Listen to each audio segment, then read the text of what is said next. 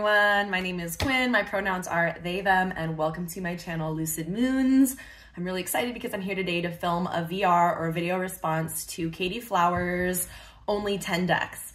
Now, this tag was going around a couple years ago. I had watched it. That was before I was making videos. And I had always wanted to film a response to it, but I never did. And I'm really excited because now I'm seeing a lot of people bringing it back. I saw Sylvie over at Tarot Magpie do a VR to this. I saw Jonaki from Catamancy Tarot do like their own version of this, which was really cool. And so I was like, you know what? I'm finally gonna do it. I'm gonna hop on. I'm gonna do my video response. For me, it was really, really hard to choose only 10 decks. So I might copy Jonaki a little bit and do like some runner-up videos and things like that later on. And yeah, I really miss Katie Flowers. Like I just really miss her and her content. I still follow her on Instagram. She's still around. She's just not making tarot tube videos anymore. But she was like always one of my favorites.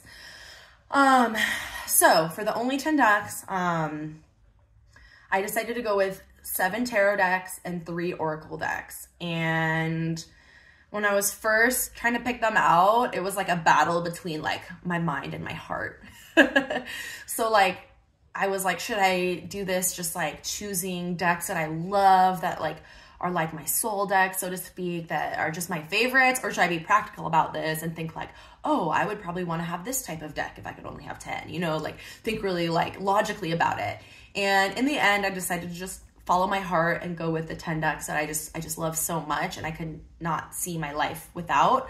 But I don't know, it was kind of interesting to think in both ways. So maybe in the future, I'll make another video where I actually think practically about it and be like, oh, I would like want this type of tarot deck and this type of oracle deck and like one of each, because the choices I have right now are not practical. Like a lot of them kind of fill the same niche in my collection, but like I don't care because I love them so much.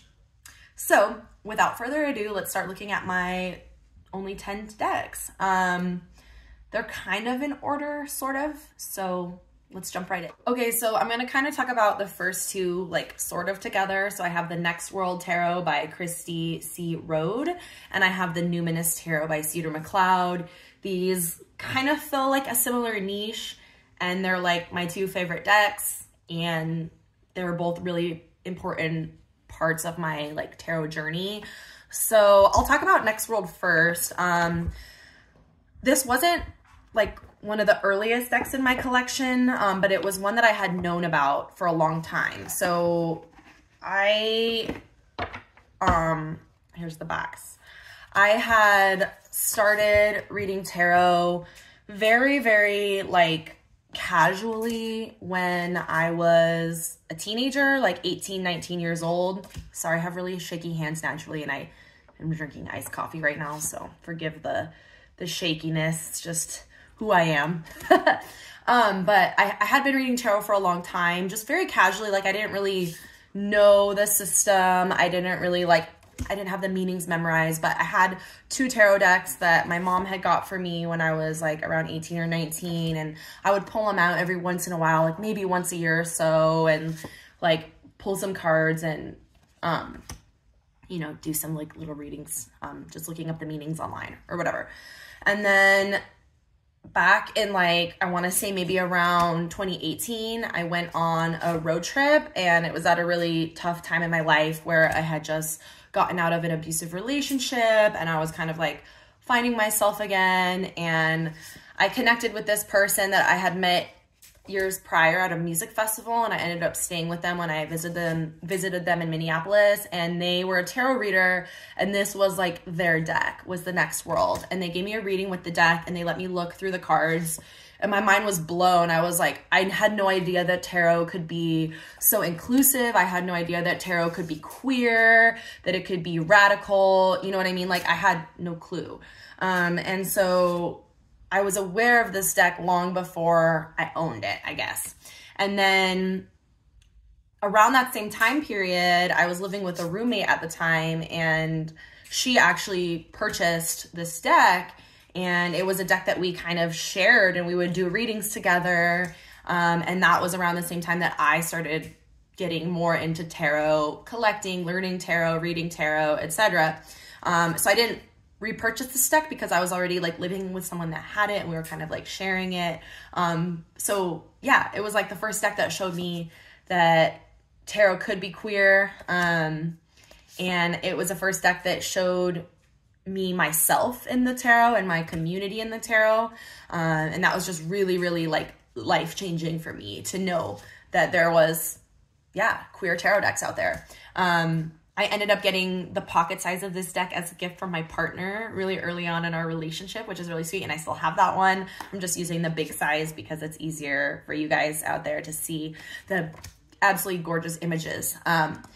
So yeah, this is like definitely a deck that I use all year round. It's a deck that is really empowering. The guidebook is just so well written, and anytime that I really need, I don't know, like an empowering message in a hard time, this is definitely a deck that I will pull out. And then the pocket deck is one that obviously is like super easy to throw in your bag, to take on the go.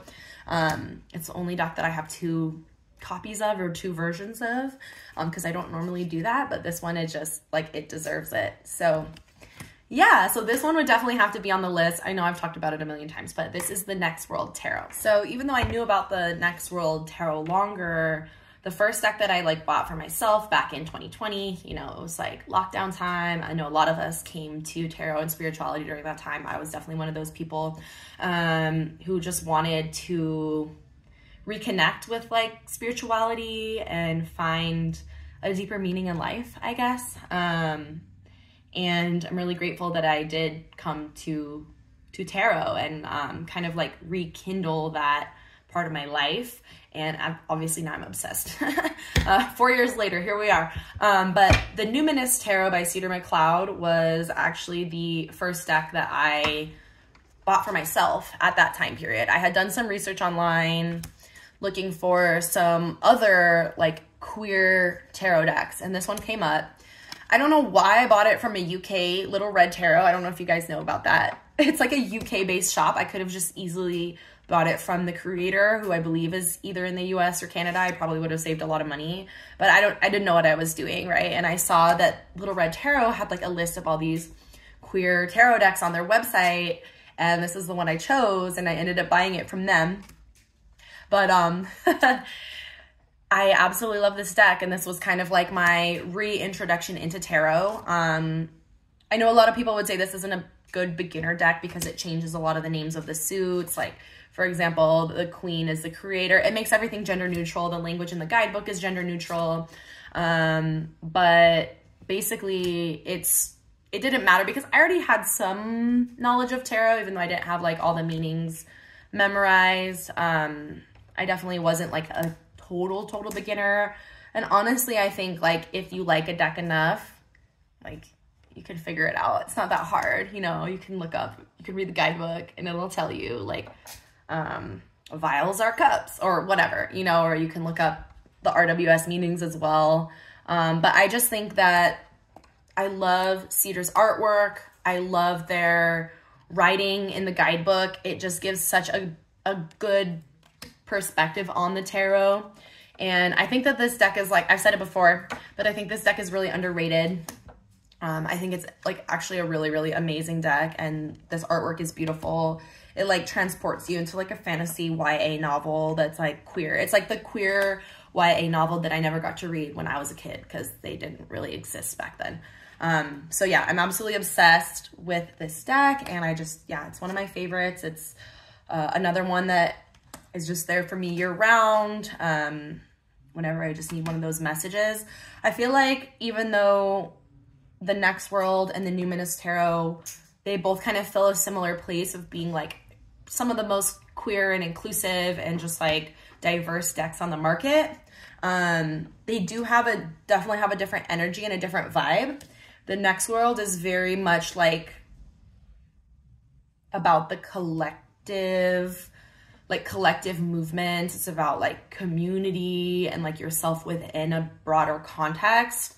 And it's not to say that the Numinous doesn't like take into consideration like communities and stuff, but for me personally, it feels like much more of like a personal journey with the Numinous Tarot.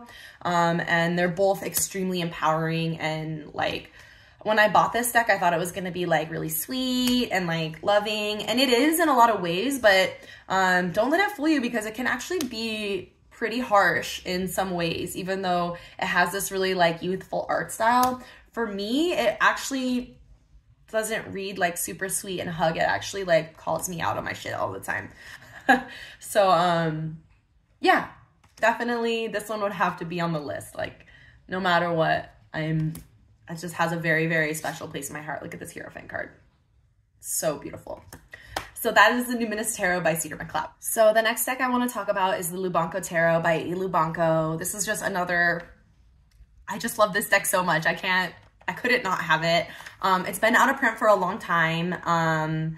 But the good news is that it's finally getting picked up mass market, and I'm so happy and I'm so excited for everyone who's wanted to get this deck because it's amazing. I know the creator, Lubanko, they were really hesitant to go mass market because a lot of the companies were asking them to like censor their artwork or change things, and they wanted to maintain that integrity of their art and like stay true to what it was. So I'm really hoping that that means that now they're not going to have changes, or like the changes will be good changes that the artist wants, you know what I mean? I hope that it's not like a censorship of what this deck is, because this deck is so powerful and so special, like as it is. So that's very good news if you've been like having serious FOMO about this deck and you want to get your hands on a copy. You're going to have the chance, I think, in 2025. Don't quote me on that. I could be wrong. But this deck is just, it's so scrumptious. It's so scrumpy. It's dark. It shows, in a lot of the cards, not all of the cards, but it shows a more shadow side of the tarot meanings. In a lot of cases, look at that. The creator is non-binary, they're queer. This is very much a queer deck. And this art style is just, it's everything to me. It's so freaking gorgeous. This is definitely a deck that I use for shadow work. Like I said, it kind of brings out some of those darker, shadowy sides of the tarot.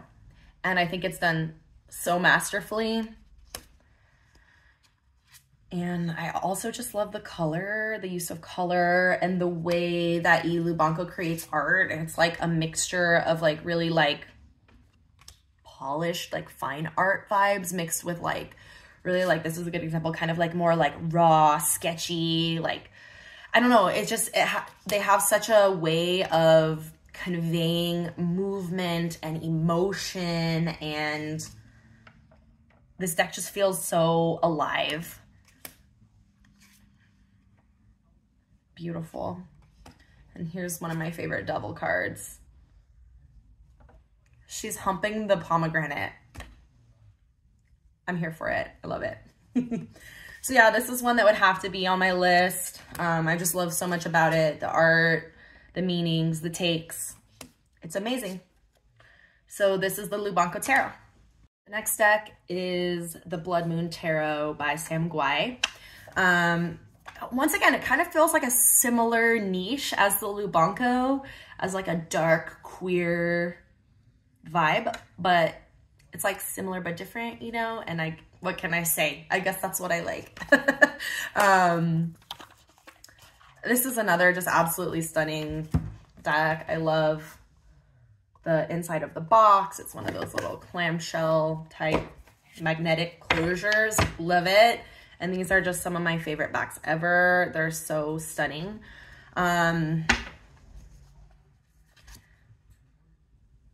This is just so good. It's so, the artwork is just incredibly stunning in this deck. The world building, I think that's where this one shines. Like, I feel like I'm being transported into like a dark fantasy realm when I use this deck that's also diverse and also queer. And not only is this artist incredibly talented, but the way that they have created these cards, it really does make you see the tarot in a whole new way.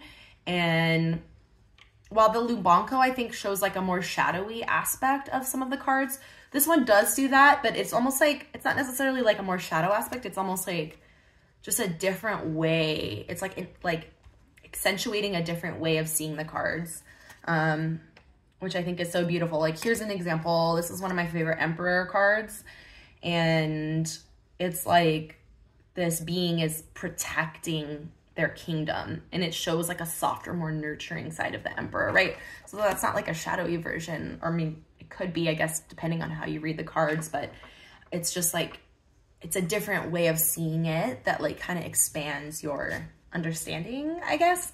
And I think that's where this deck really shines for me. And like, I mean, it's just gorgeous.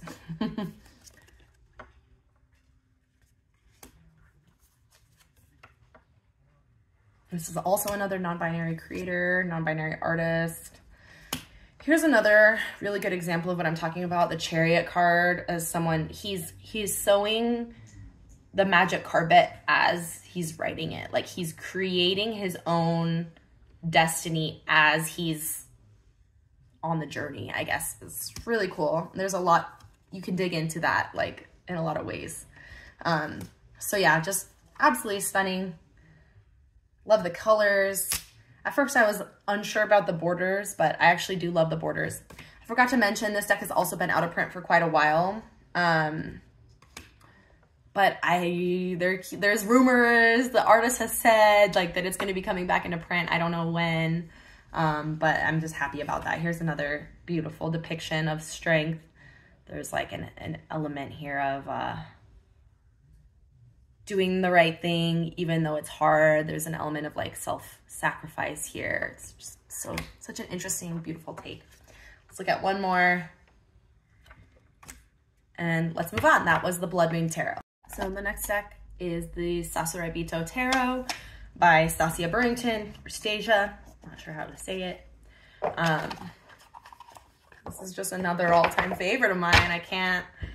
It's interesting, like a lot of these decks are, not all of them, but most of them are ones that I got within the first like 2 years or so of like getting into tarot.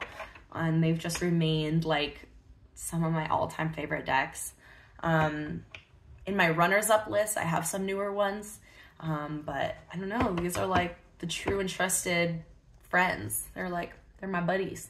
So gorgeous backs, once again, absolutely love. This is a deck that is just so good. The artwork is really sweet, but it has a way of like really telling you what you need to hear in a mostly gentle way. It's not as gentle, I think, as people think, because it'll really tell you, what you need to hear, but it'll deliver the message like fairly nicely. This is just such a great deck for like relationship readings, whether that be like relationships between other people, like interpersonal relationships, or like your relationship with yourself. I think this is an amazing deck for like that self-worth type of work. I don't read for others very often at this time. Maybe I will in the future, but when I have, oftentimes clients want to know about interpersonal relationships. I would say that's one of the most popular things that people want readings about, and I think that this is like a great deck for that. It's one I've used and it's worked like a charm.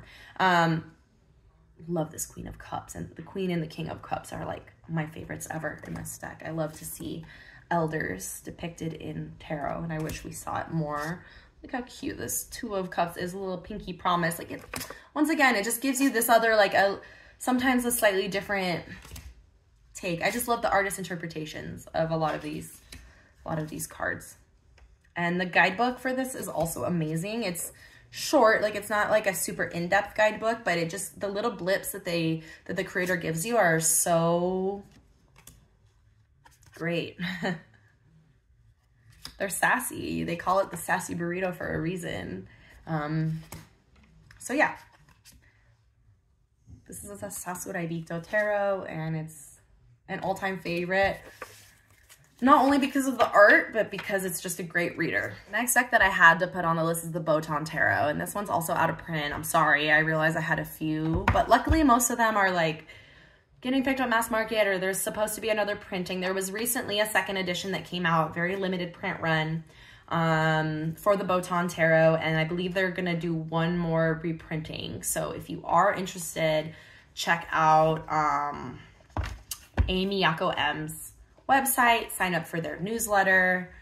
I was, like I said, I'm not the type of person that gets 2 copies of the same deck. That's just not something I want to do. Like, I don't have space for that. It's like too much. But I was really tempted by the second edition. Not a lot of changes were made, but I believe it was the Emperor and the Empress where some of the cards changed, and they were made to be older people, like elderly people. And I'm like I said, I love seeing that.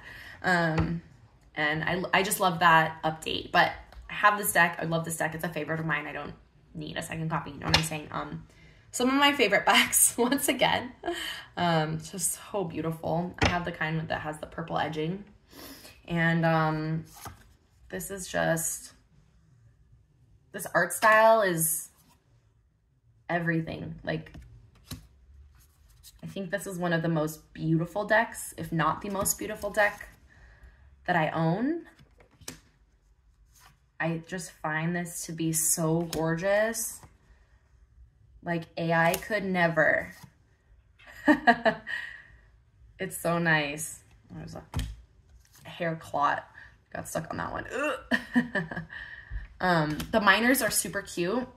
The majors are almost all in these like portrait style. And the minors are really, they're like cute animals from Japanese folklore. And the courts, I gotta say, there's some very attractive people in the court cards in this deck, which I love. I think it's watercolor. It's just so soft, so pastel.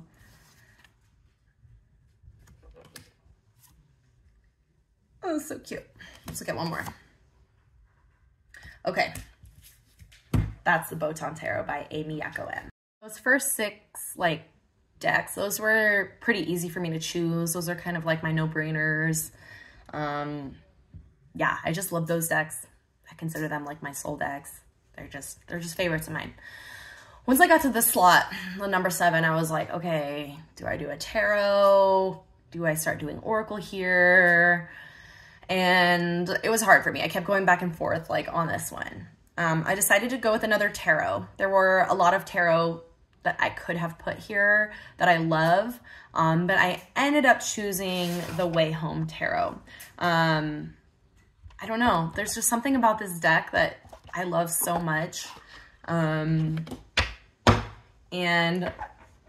it has a little bit of a different vibe, I think, than a lot of the other decks that I've shown so far today. It's definitely more minimal. It's more pippish, and it's definitely a nature-based deck. But it really speaks to me.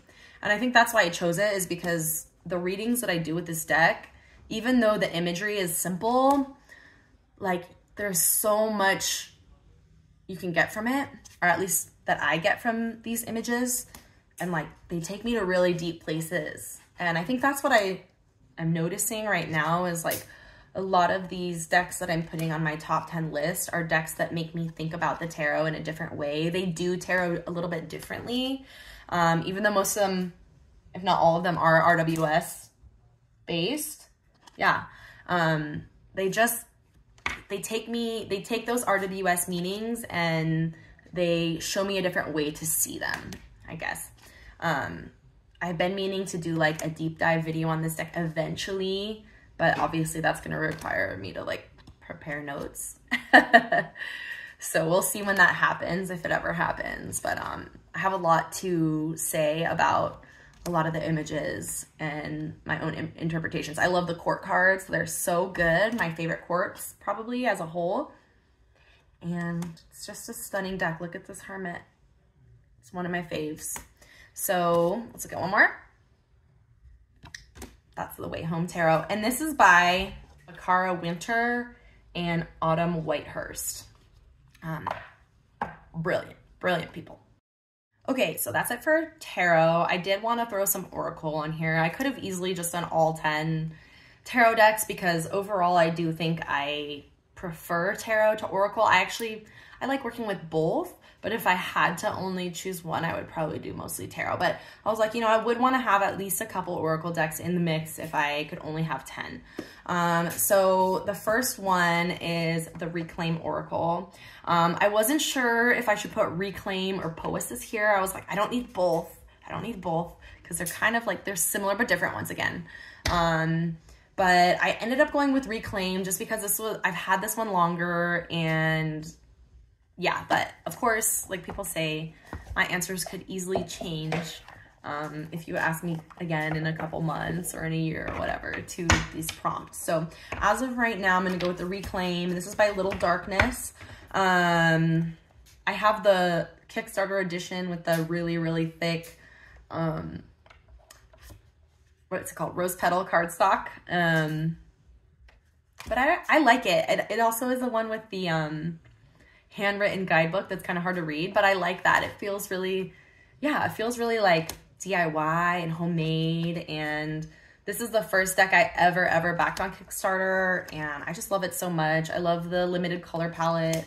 I love the bodies that are shown, the way bodies are depicted in the deck.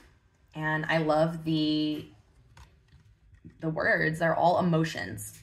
And so this is a really great deck for me for identifying what I'm feeling, or exploring, I guess, my reaction to the emotions on the cards. Because sometimes you do pull one and you're like, I don't feel that way. Like, I don't feel grief right now. I don't know. I think we all feel grief like all the time. Or maybe it's just me. I don't know. But like, I don't know. Let's say you pulled this card, grief. Like, I don't feel grief right now, but you could still do work there about like, okay, well, what is my reaction to this word? Why do I feel that way when I pull this card? Like, what emotions does it rise in me? Yeah, it's just a beautiful deck. So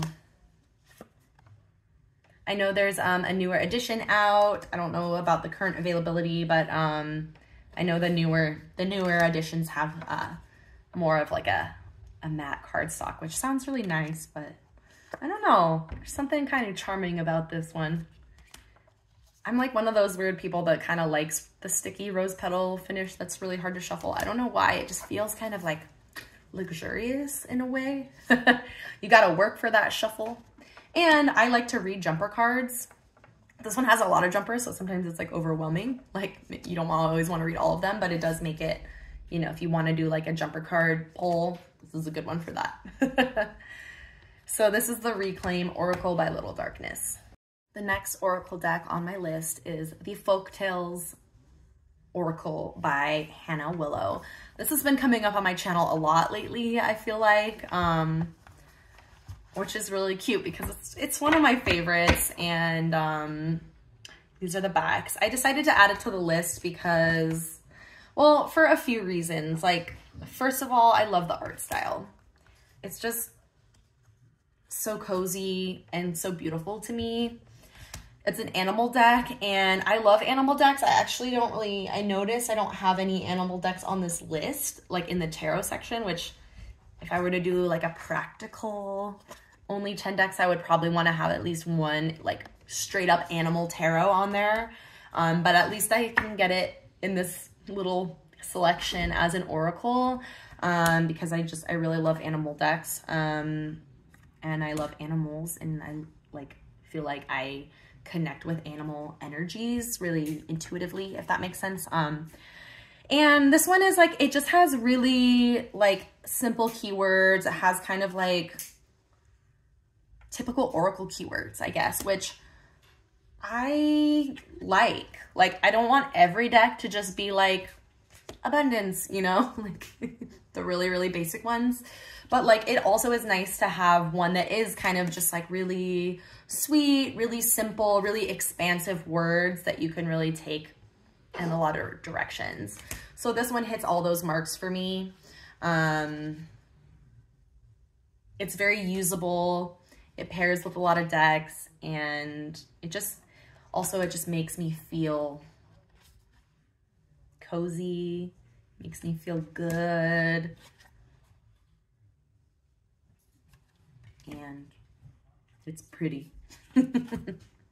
So this is the Folktails Oracle by Hannah Willow. The last deck on my only 10 list kind of surprised me that I put this one on here, because I definitely would not have put this on here if you would have asked me like a year ago. It's the Faceted Garden Oracle by Mack. Am I correct? I'm pretty sure I'm correct about that. It's not showing me on the box. This deck, I was unsure if I would be into it back like a couple years ago, and then I ended up finding it for pretty cheap used, and I ended up being like, what the heck, let's try it. Yeah, Mack. I'm more drawn to this one than the Illuminated Earth. I don't own the Illuminated Earth, but I've always kind of been more drawn to this one. I love that gilding. And I think earlier on in my practice, I only wanted to work with Oracle decks that were kind of like the last one I showed, where it had like really expansive keywords. Oops.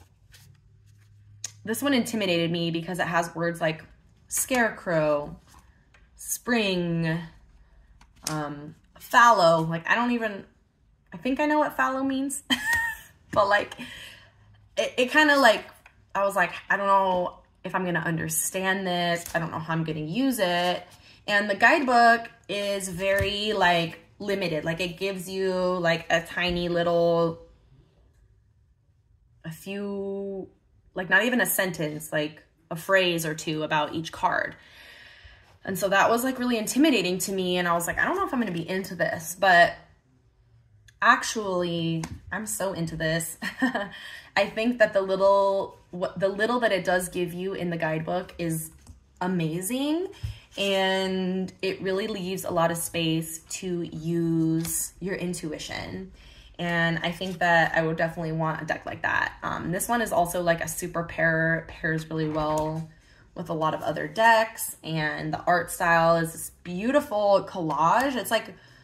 It's collage, but I've never seen any other collage like this artist creates. It's so unique, and it's very like nature based, which is definitely my thing. You can see a theme of like queer and nature in all of these decks pretty much that I chose in my top 10, which is kind of funny to me. So it's like not that practical because they're all kind of filling like similar niches, I guess, but I can't help it. I like what I like, you know what I mean? Look at this gorgeous card for Nocturnus. Yeah, so I decided to add this one because I've really been connecting with it more this past year. I've really fallen in love with it, and I see its value. And I'm really glad that I got it and I gave it a chance. I think my relationship with Oracle is like changing, and where I used to be like, I just want really easy answer, like don't have to use the guidebook. I'm now becoming more and more open to decks that do, either they do require you to rely on the guidebook and slow down a little bit, or they require you to use your intuition a little bit more. They challenge me a little bit in that way. So yeah, that's the last one on my list. That's the Faceted Garden Oracle by Mack, and absolutely beautiful. I want to show one more because I like this card. Looks like my home in Arizona. So yeah, thank you guys so much for hanging out with me today and for watching this video. If you liked it, give it a thumbs up, subscribe if you haven't already. And no matter where you are, no matter who you are, I hope the rest of your day is filled with so much magic and so much joy. Bye.